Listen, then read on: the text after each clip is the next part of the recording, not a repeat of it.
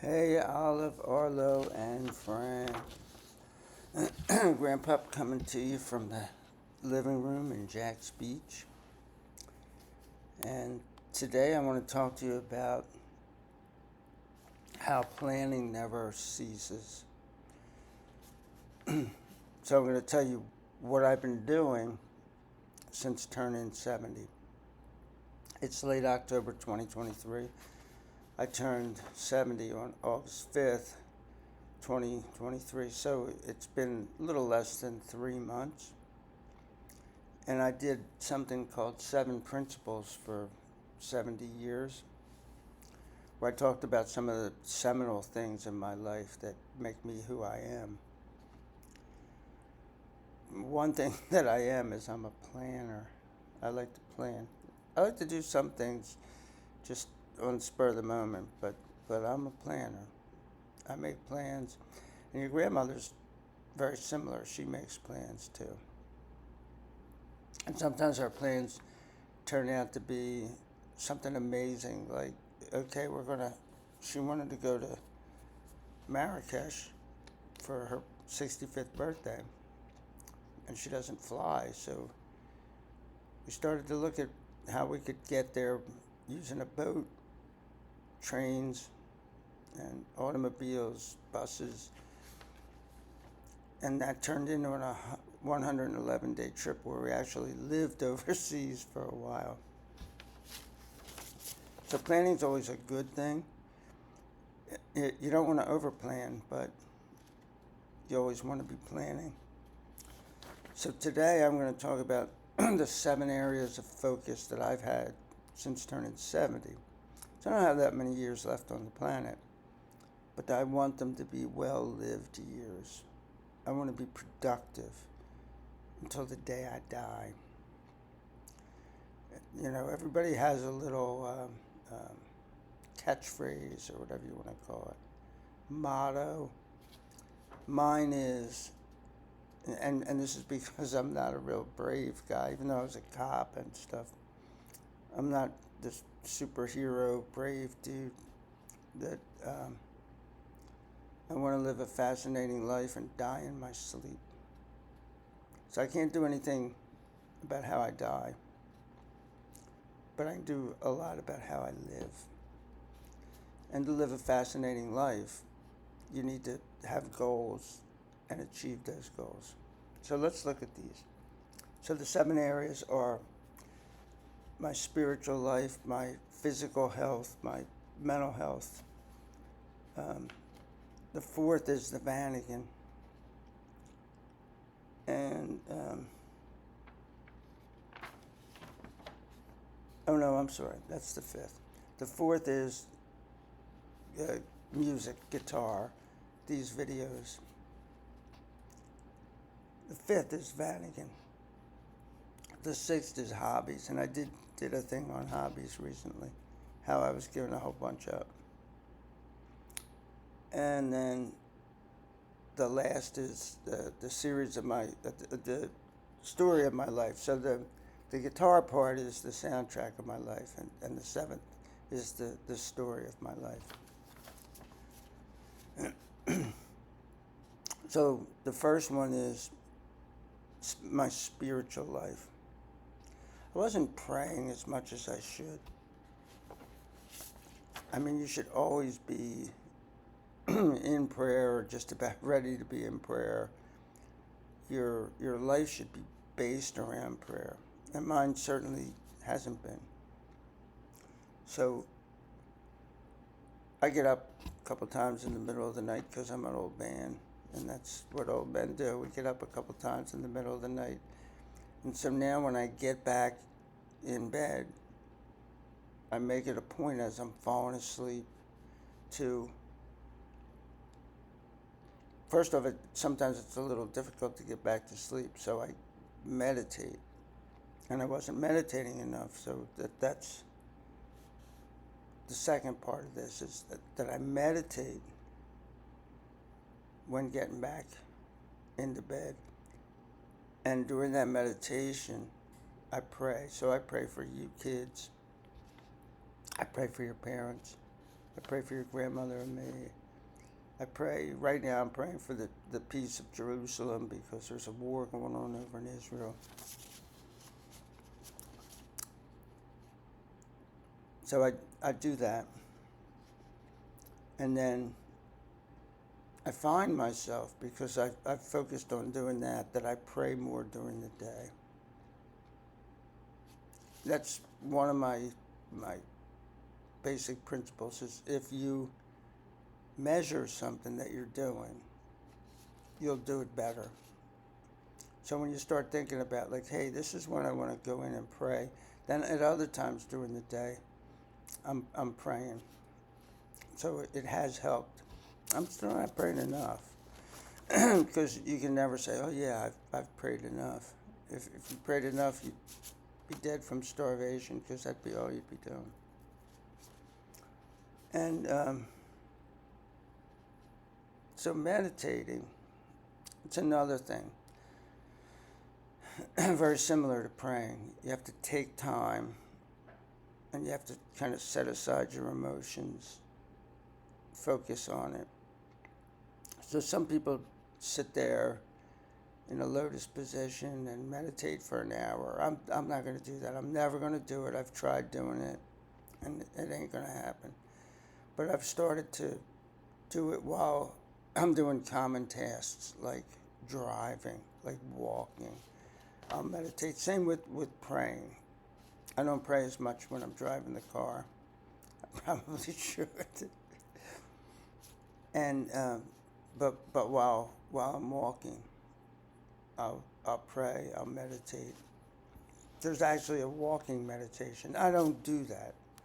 What's formerly known as walking meditation. I just meditate while I'm walking. Although now I'm stuck in this chair for a month, so I'm not doing a lot of walking. So the second one is my physical health.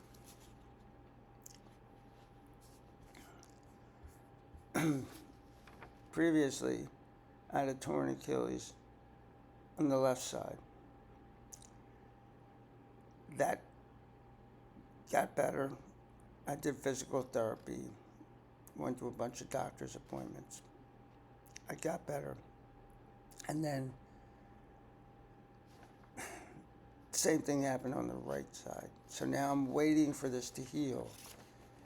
And then at the point where it heals, then probably physical therapy and all that kind of stuff. So what I'm doing now is enjoying our home. We have a small garden in the backyard, so I'm tending the garden. I can get up and walk around. Your grandmother doesn't like me to do that, but I can do it. I'm in a boot to keep the Achilles protected from stretching, because that's not like when I'm doing physical therapy, we'll want to stretch it. But as for now, we don't want to stretch it. So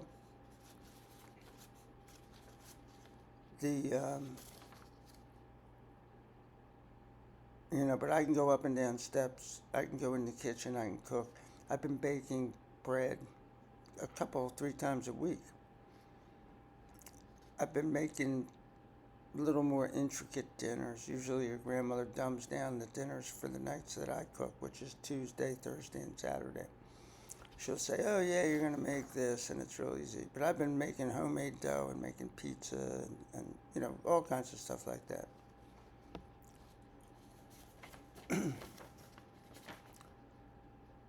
I normally would be out a couple days a week, going out someplace hiking, especially in this beautiful weather.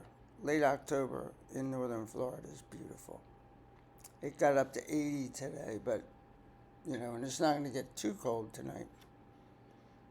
But I just can't do that right now. So I'm just enjoying being here and doing that stuff. My future plans are to just steadily climb back up to a certain level of fitness. So my short-term plan is to be able to go for a walk on the beach.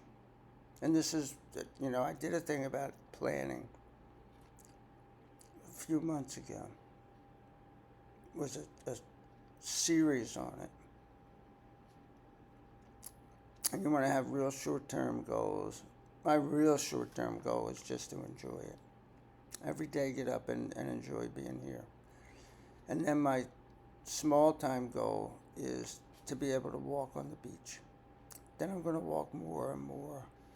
Eventually I want to be able to hike, and who knows, I might even get to go jogging again someday. I'm never going to run another marathon. I can't imagine that I would. But just a steady climb back up to fitness and not getting injured. And then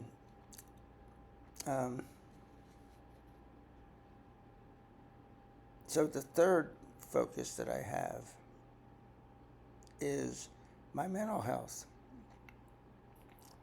As you get older, you start to have cognitive decline. Your brain doesn't work as well as it once did. And I can see certain things. I'll watch one of these videos after I make it, and I think I said one word, and I said a completely different word. And I'll go like, no, that's not what I said. Well, I thought I said something different, but the tape never lies. The video, it's me.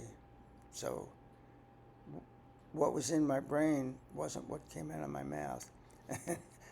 And I've been accused of stuff like that a lot in my life, especially now.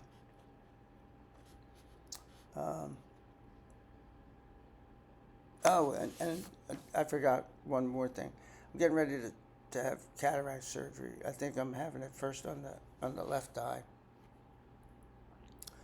and then probably in early 2024 I'll have it on the right eye. I won't need glasses anymore if it's successful. I'll use a cane if it's not, I guess. So that's, I've had trouble driving and things. It just is what happens as you get older. Your physical abilities start to be impaired. So there's foggy lens. The cornea is, no, not the cornea. Yeah, the cornea. It's foggy, so it's hard for you to see out of it, and it's hard for me to read certain numbers, like 6s and 8s look alike to me. So I'm just going to go through with that surgery. It's a little scary, but people get it done all the time, and it's successful. So mental health, that's the third. I signed up for something called PACT. I forget what it means, but it's an Alzheimer's study. And they're studying whether playing certain games on the computer can help to stem the tide of cognitive decline from aging. Now, I don't like to play games. I did at one point in time. I like to play card games. I like to play board games. I like to play all that, but I don't now. I don't have time for it. It seems like a waste of time to me. But for the next 5 years, for certain amounts of the time during those 5 years, I will be playing some video games. And I started it several weeks ago. One of them really it's torture to play it. One of them is solitaire, and I'm actually kind of interested in it. So when that game comes up, I'm like, yeah. And when the other game comes up, it just sucks. One of the games, you are always going to eventually lose, and as soon as the time runs out, you have to do these tasks based on some gems that are lined up out there. It's a grid of gems, and you have to make 3 of them in a row, and so you're picking this stuff out. You're looking all over the place, and then clicking stuff, and the time's always going to run out. And as soon as it runs out, no matter how well you've done, it has this soundtrack of people going, Boo! So, I don't know if it's a waste of time, but I'm helping my fellow man. That's not my basic reason for doing it. My basic reason is if it does help, it'll help me. But if it doesn't help, it'll at least help this study. But I'm hoping that it helps me, and so that's the kind of things that I do. I went back to college, got a master's degree, and I take all kinds of courses from the great courses, read books. I make these videos. I stay active so that I can stem the cognitive decline. And I'm just, trying this because maybe it will. The fourth is practicing my guitar more. I started off thinking, well, I have probably about 10 seminal songs that make me who I am. And I started figuring out what those songs were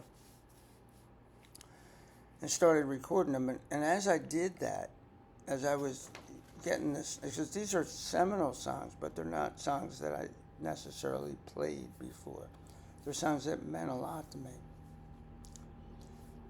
And in fact, most of them I never played. The songs that I played meant a lot to me, but in a different way. They didn't make me part of who I was as a person. They made me part of who I was as a guitarist. So as I was doing this, I started putting different Pandora stations on. So if I was doing a Bob Dylan song, I had Bob Dylan Pandora, and they would play all these other artists that were similar. And I started to hear more and more songs that took me back to my youth when I was learning to play the guitar. So I started this series recently called Playing Guitars in the Bathroom.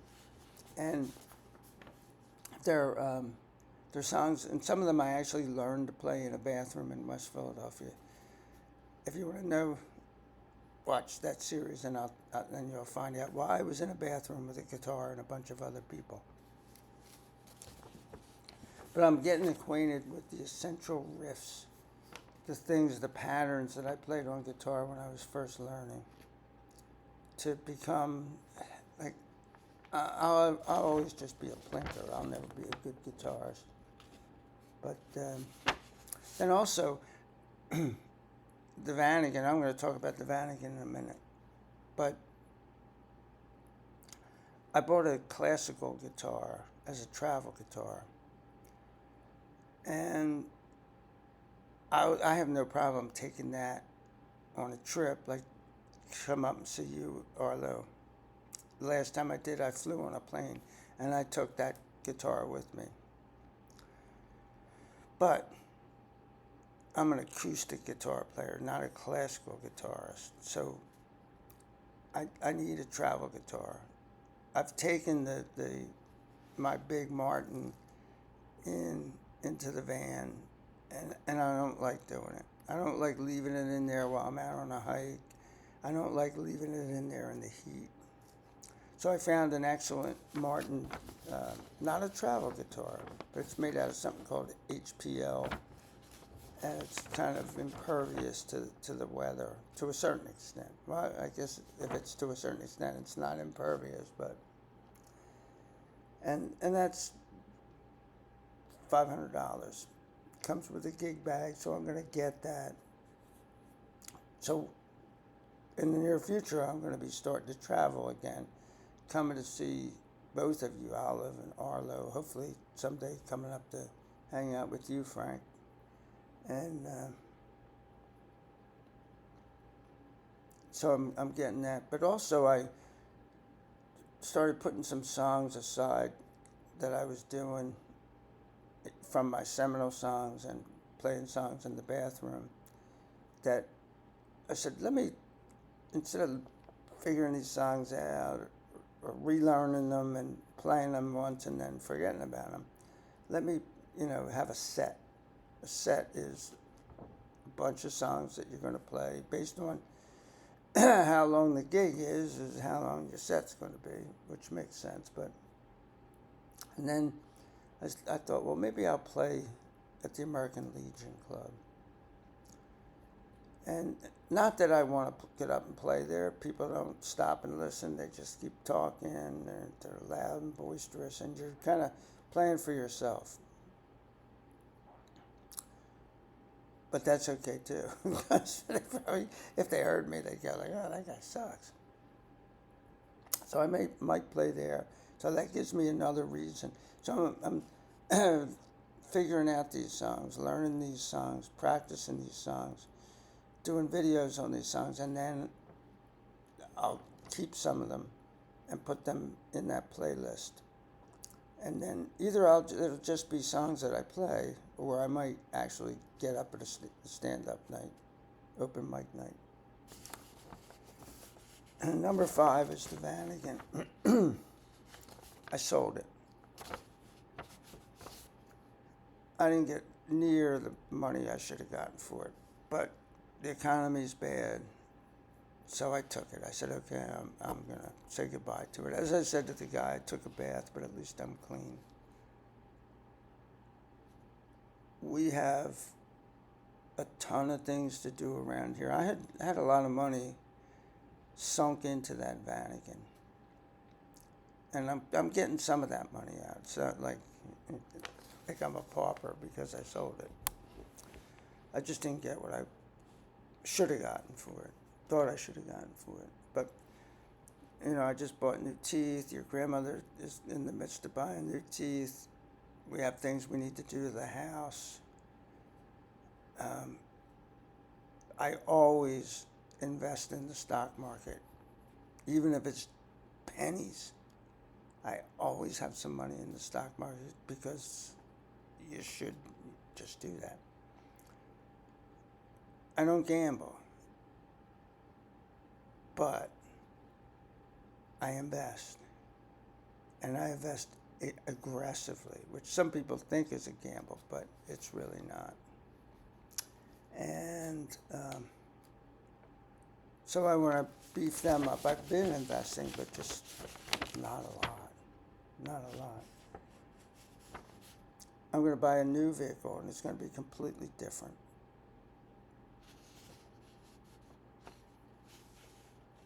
Before I got a vehicle based on like, oh, this would be great. Great for what? Well, great to be a camper van, but most of the stuff in it I didn't use. I only cooked in it once. I only used the refrigerator in it once. I never used the sink in it. Not once. So I don't need any of those things. I don't need to spend money. I could buy a camper van for like $200,000 and it'd be amazing. I could live in it, but I don't live in it. All I need to do is go to New Orleans and Chattanooga. They're places that I have to go to. If I was in Chattanooga and the Vanagon broke down, I'm in Chattanooga until I can get it fixed. I could maybe get Tom to take it to a place or get it towed to a place, and then I could fly home and then fly back up there. But it's a mess.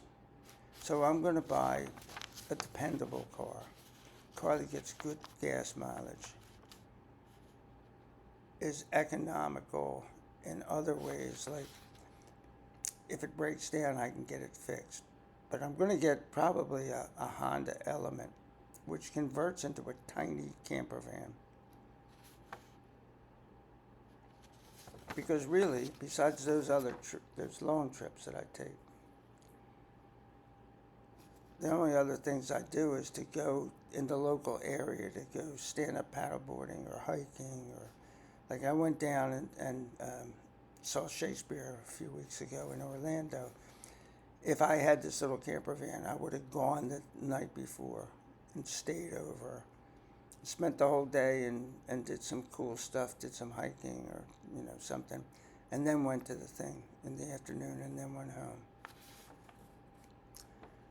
And so that's what I'm going to be doing now, is just buying this new vehicle. There's other things. It might be a Nissan NV200, which is a little tiny work van, or a Ford Transit Connect, but probably it's going to be a Honda Element. And I just need to do what I need to do. Like, I can fold the seats up and put my bike in the back if I'm just going someplace to ride my bike. I could probably even get both bikes in there if grandmother and I are going someplace to ride. So the sixth thing that I'm working on is hobbies. And I mentioned this, and I'm cooking more and baking more. Your grandma bought me a bread maker, which is nice. I enjoy baking bread, but it's nice to be able to just put hey, here's 4 ingredients, like poof, put them in there and turn the thing on, and then you have bread. It's not quite as good as the bread that I bake by myself, but it's good. I also have an ice cream maker, which I'm having a lot of fun with. We have, I mentioned the backyard garden. We have herbs back there. So, and we have a little lemon tree and an olive tree. We don't have an Arlo tree or a Frank tree. Ha ha ha. And then there's herbs. Grandmother and I like mint tea. From being in Morocco, we started getting into the mint tea. I still ferment vegetables. I gave up beer making. It was just too much. And when I'm off out of this boot and back up and around, I'll be dialing back some of this, but hopefully not all of it. I still want to enjoy being here. I'm looking out the back door right now onto the back porch, and I can see some of the garden back there. It's just potted stuff, but it's fun. I just got some new fermented vegetables. I started opening up some radishes, and they kind of disintegrated. I think I cut them too thin. We bought a mandolin to slice them, and it's like, oh, look how thin I can make them. I think I made them too thin, but they're delicious, and I just put a bunch on there. They're just not crunchy. They're mushy. And then the seventh and last thing is the story of my life. And I had gotten away from the story of my life because I've been singing more and more songs in the soundtrack of my life. But I want to get back. I want to get back to the basics. So I'm in the midst of a series now called Invite Shakespeare into Your Life.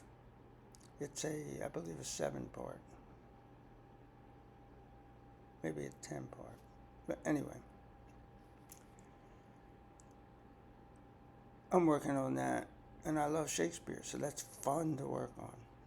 But also, I'm starting to remember stories from my past that don't relate to music, but have music in them. And so I'll tell that story and sing that song, even though they may only be related to each other in my heart. I'll put them together so that I'm telling more of my story, because nobody has tomorrow promised to them. And so I want you to know as much as you can about me now, while I can still do this. And but other things, like there was a lady named Miss Jefferson very interesting lady at a community garden in Grace Ferry in that neighborhood that I would stop there and just talk to the people because my wife at the time, Marcia, and Arlo, that's your, and Frank, that's your grandmother, McConnell. I mean, her last name was Clark, but she's your biological grandmother, your dad's mom. We lived together in Kensington, and we had a backyard garden. So I would go to this garden and talk to the people there, and Miss Jefferson and I became friendly. I mean, I didn't stay in contact with her after I left there. She had a very interesting story, and her sister also had a very interesting story, although Miss Jefferson told me the story, not her sister. And so I'm going to be doing that one in the near future, trying to get back into that. And I guess you're all caught up with what I've been doing since turning 70 and sitting on my fat butt, having to get fatter. Because think about it, I can't exercise, and I now make my own ice cream. So I'm going to be Jabba the Grandpup before you know it. Peace out. There go the balloons.